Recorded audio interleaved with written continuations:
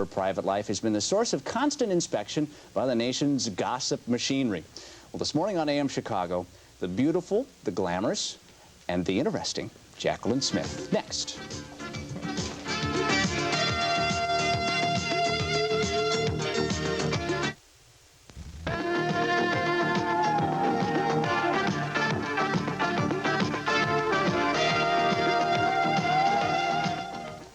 Good morning.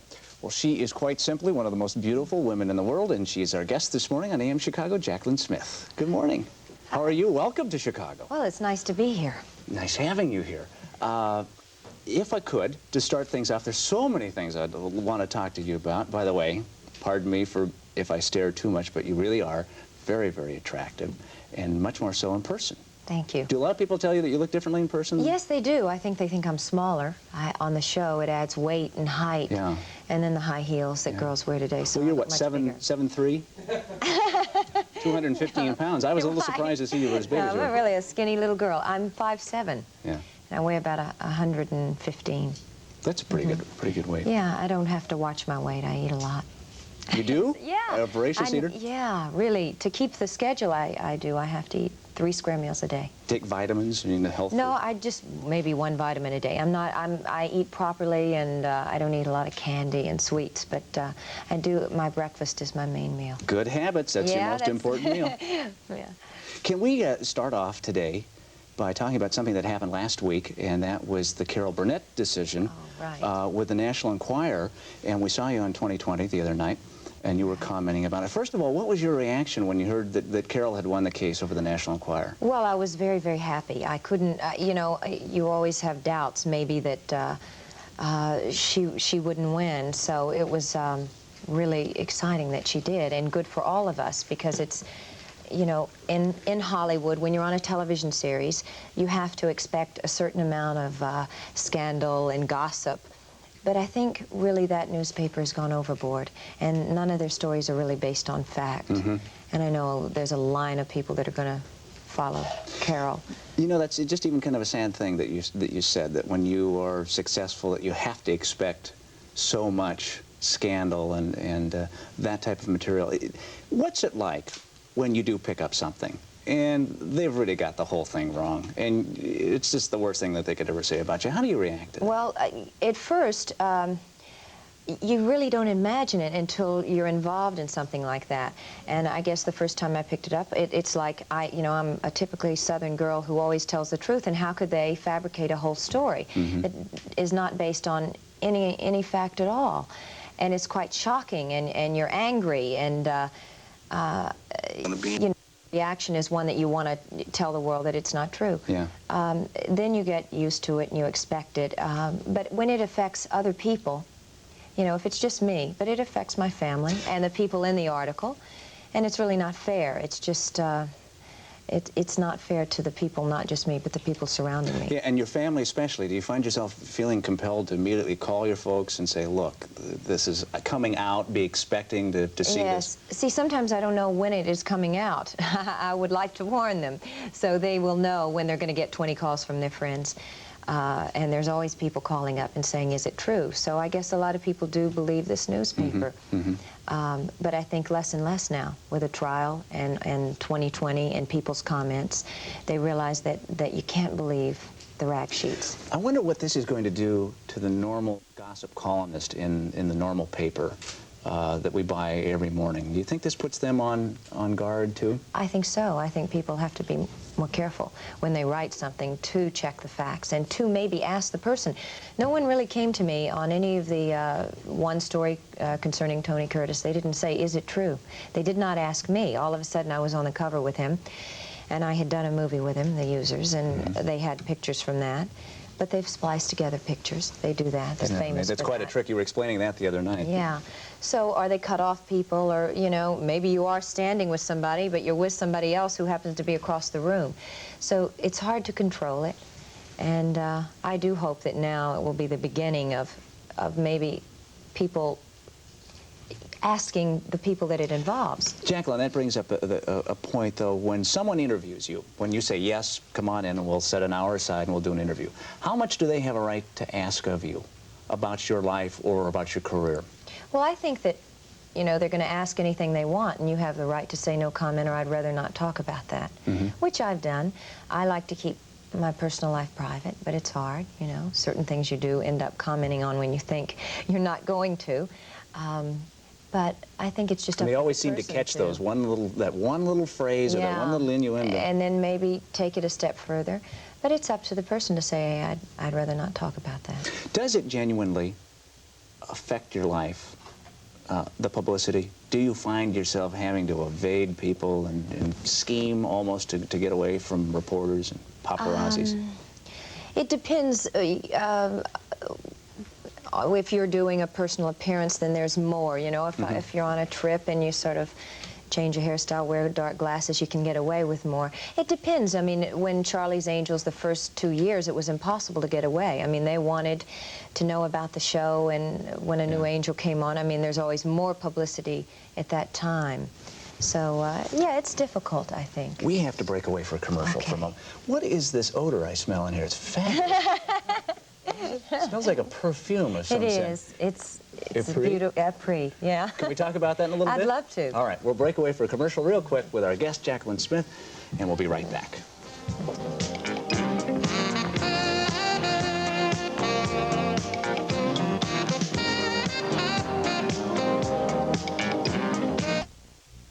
So we're back this morning with our guest, Jaclyn Smith, who is in town telling everybody about Epris by Max Factor, which we're going to talk about in a second. Last segment we talked about, you know, an invasion of privacy. And is there one thing that has been said about you that you would love to refute, the most untrue thing that's ever been said about you? Well, I guess basically I've been pretty lucky with the publicity. But recently I have gotten the reputation of a swinging nightlife, and with this man and this man and this man. I mean, people I've not even met, Alex Cord and, like I said, Tony Curtis and numerous men, which probably would like to go unmentioned. Sounds like fun, actually. You know, with my schedule, I really don't have time. I'm very busy, and with the show, I mean, I'm not doing the show now, but it was 5 days from 5 days a week, 5:30 in the morning to 7 at night. I didn't have time for that nightlife and that swinging lifestyle. So I guess that is an image that came from the rag sheets. I don't know if people believe it, but it's not true. Yeah. Unfortunately, I think a lot of people believe a lot of things. That's what makes it so difficult. Until you have a chance to talk and tell them it's not true. Have you always been this pretty? Were you an early or a late bloomer? Well, I mean, being a Southern girl. I grew up with very pretty girls, so I did not feel like a standout growing up. I was always very tall and skinny, and being a ballet dancer, I was trying to take weight on to gain weight. So no, I guess, you know, I don't really think about that. And I really believe that beauty is in the eyes of the beholder. There's so many pretty girls today. It's a difficult question to answer. To maintain your look, do you have to spend a lot of time, and do you find yourself saying to yourself at times, maybe, I wonder if I'm vain? Oh, boy. I think vanity is not a good quality to have. When I'm not, naturally when you're working, you become more aware of how you look on camera. Yeah. And when you're modeling especially. But when I'm home, no. I mean, I like to be as natural as possible, no makeup, just let my hair go. But on the show, you wear jeans at home and an old sweatshirt? Jeans and no makeup and just let it be. And that's fun, especially when you've been working all week and concentrated on, and Charlie's Angels was a glamorous show. Yeah. And there's, you know, we made no bones about having pretty clothes and a lot of different hairstyles. So, you know, you want to totally depart from that when you go home. Is beauty ever, for you, or has it ever been, is it more of a blessing, or has it been more of something that has caused a lot of unhappiness? Certainly not a lot of unhappiness, but I really don't think about it. I mean, you know, everybody sees a person in another light. And you know, it's nice when someone says you're very pretty, but I mean, I don't really think about it. Yeah. I've got to ask you this, because if I don't, my staff will kill me. Beauty secrets. Just one. Now, Paul Newman, for example, I hear, puts his face in cold water every day with ice cubes. Does he? Yeah, it takes all the bags. I'll try it. Gosh. I heard it's great. Of course, you don't need it. You won't have bags for about 60 to 70 more years. Do you do anything specifically? Well, I think it's good to get 8 hours of sleep, which I don't always get. But speaking of cold water, I always wash my face morning and night, as much as I can. And I do it with hot water and then cold water. Soap and water and a moisturizer, and that's You it. use soap on your face? Yeah, I use soap, but a dry skin soap, not a harsh soap. Uh-huh. And I mean, it just feels good. I like hot water on my face and then cold, and that just old-fashioned remedies. Closes yeah. all the pores then. Uh-huh. I'll try the ice cubes. He looks beautiful. We have to use them here in the morning every now and then. Get rid of a little puffiness. Well, early hours. Are there women that you admire that you think are beautiful? Yeah, quite a few. Who would be maybe the top 2 or 3? Personalities? Yeah. Maybe, let me think, Princess Grace, Audrey Hepburn, Elizabeth Taylor. Some of the ones that are infinitely beautiful forever. Forever. They just, their beauty gets better and better and better. Mm-hmm. Do you ever worry about aging? Oh, well, no, I really don't. I mean, you set goals for yourself, and maybe that you think, well, I wanted to have children by a certain age. Maybe that's a worry. You know, but as far as aging physically, no. No, Are you? I think if you surround yourself with people that love you, then they love you, no matter what. Are you going to have kids someday? I hope so. I hope so. I mean, I will have them, adopt them, whatever. I love kids. How many do you want? I'd like 3, 4, 5. I mean, I'm not particular at this. I'm getting a late start, so I mean, to have 2 and adopt 2 would be wonderful. I love kids. I will be a good mother. There's a lot of moms saying right now, she just said 3, 4, 5. There's a big difference between 3 and 5. Yeah, there is, but you know, I love kids, and I've worked with kids a lot. I taught the Head Start children, and you know, I work with some now in Los Angeles. Yeah, even though the time is short. Yeah, on the weekends I teach ballet occasionally to a couple of kids. You have a good 5th position? Great turnout, yeah. Do you really? We'll have to tell Maria Tallchief about that. She's probably watching. I think hers is better. We've got to do this again. We'll break away for a commercial. We'll be right back with Jaclyn Smith. Maria.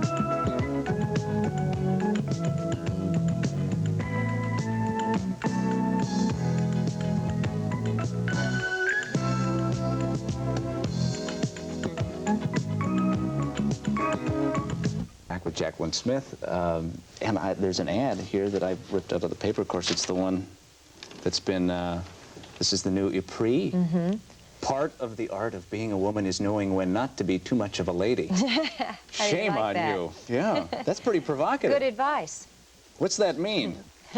I think you know. Cop out. You're in the perfume business right now. Right, and that's why I'm here. What's the name of the product and who makes it? The name of the product is Epris, and it's by Max Factor. And I'm very excited about it because I got to be involved in the scent, the design of the bottle, the top. The bottles are quite beautiful. They're really designed after the Georgian sterling silver topped bottles. Is that really sterling silver on the top of the bottle? Well, no, but it's designed after those, the old ones, the antique ones. And the bottle's fluted. It's quite pretty. So you get to pick that, and the scent, And which the is a scent, difficult... which is a floral scent. It is. What's the base? What's the flower base? It's an oriental blend of quite a few spices and different flowers. That's quite a task. And as I understand it, when you pick a scent, there is no other scent like it. They keep all the scents in the world cataloged. It takes months and months and months, a lot of time, Yeah. and a lot of effort goes into it. But I was involved in the concept of the commercial, which is different for me because I'm always in front of the camera. And Now, what do you mean you were involved in the concept? You sat with the advertising people and said, this is what I well, want they to do? presented several things to me, and we all worked together. It's not like I want that without, you know, considering their wishes. And Max Factor had a certain image, and certain things had been tested before we did the commercial. So, but I did get to be involved in the design and what I was going to wear. And Have you had a lot of people approach you to endorse their particular product? yes, quite a few since Charlie's Angels, really. Then how did you decide on this product, or how do you decide on any product?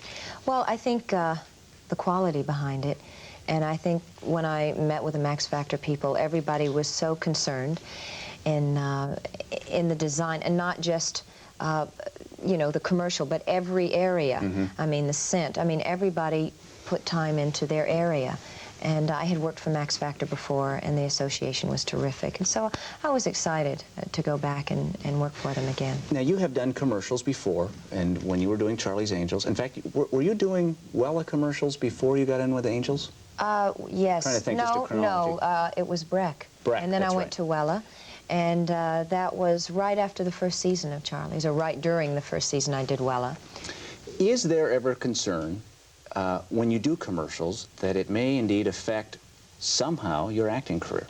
No, I don't have a concern about that. I think if it's handled with quality and care, and you're proud of it, then you don't have to be. I guess what I'm pursuing is I'm trying to figure out what would be the difference. Why does a Jaclyn Smith do a commercial, and why doesn't, like, a Meryl Streep or I don't know. You know, so many. God. I started my career with commercials, so I'm thankful for them, and I learned a lot from commercials, and it helped me. I learned a lot from watching. In 30 seconds, you have to put across more. I mean, they're harder to do than people imagine. I mean, in doing a role, you have 2 hours to create a character, but in a commercial, you have 30 seconds to come on and put across your point. So I feel if it's handled in the proper way, I'm proud of it. I'm proud of Epris, and I have big hopes for it. Do you consider making a commercial acting? In a sense. I mean, it's putting across an idea with reality, and but it's not acting. No, I'm just trying to tell the people, you know, Yeah, but what you have to sell that stuff. Yes, you have to sell it, but I think if you do it from your heart and what you really feel, then it comes across better. That's why I haven't really done that many commercials. I've been very selective. And I was with Breck for 3 years and Weller for 2. So I've done a lot of picking and choosing. I am running low on time. I wanted to ask you just, if I could, a little bit about Charlie's Angels. We're almost out of time. Are you glad that the show's over and that you're moving on to other things? Yes, I am. It's been 5 years, and it's been great, and it's been a terrific training ground, but I'm happy to move on and do other things. I think after 5 years, you want to have more of a challenge. You know, you get set into the role, and a little bit of boredom It does after comes a with while? it. After 5 years, yes, it's the same thing over and over and over. So I'm looking forward to a departure from that. Yeah, but Charlie's Angels was such a phenomenon. Oh, and gosh, look, all of you that were on there were Yeah. propelled. Yeah, no, I'm very appreciative of it. And I had 2 terrific producers, Aaron Spelling and Lynn Goldberg, who really made it as nice as possible. I mean, it's hard to do a television series. No one realizes it. They think it's very glamorous. But it's a hard schedule, and it's a disciplined lifestyle. But I've learned a lot, you know. And Why were you the only one that stuck out your contract all the way? that I don't know. I don't know. I mean, I was, you know, I believe in loyalty, and not that the other girls didn't. It was just a choice they made. But I'm happy I stuck through the 5 years, and I've gotten a lot out of it. Got our breakaway. When we come back, I got to find out what you're going to be up to in the future. Can we do that? Okay, yeah. This is Jaclyn Smith. I'm Robb Weller. This is AM Chicago. We'll be right back. Sound like Tom Snyder.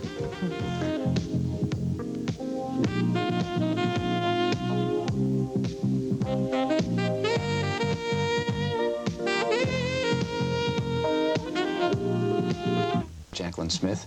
Any time with Jaclyn Smith. Any regrets about doing Charlie's Angels? None at all. It's been great and nice to do a show that was successful and that reached a lot of people, a wide age range, kids to older people. It's terrific. I love meeting the people. 10 years from now, close your eyes and think ahead. What is Jaclyn Smith going to be doing? Describe Jaclyn Smith in 10 years. Well, I hope I have a lot of children. And, Really? You really want to be a mom. And, you know, I just do go day by day. But I hope I'm able to maintain a career and a family life. Do you think you can do both? I think so.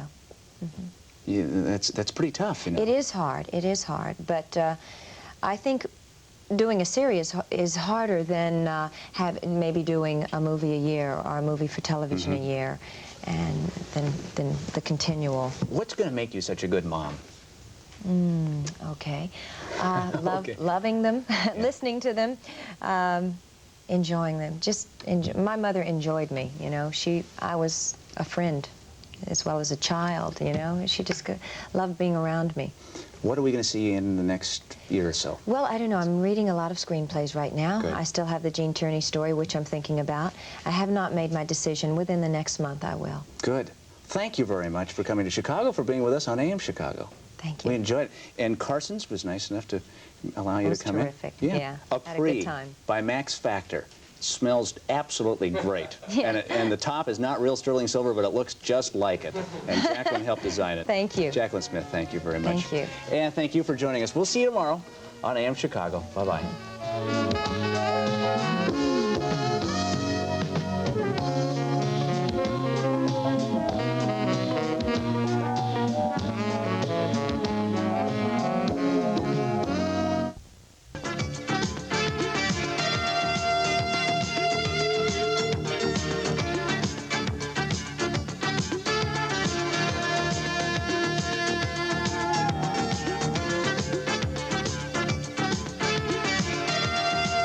The greatest American hero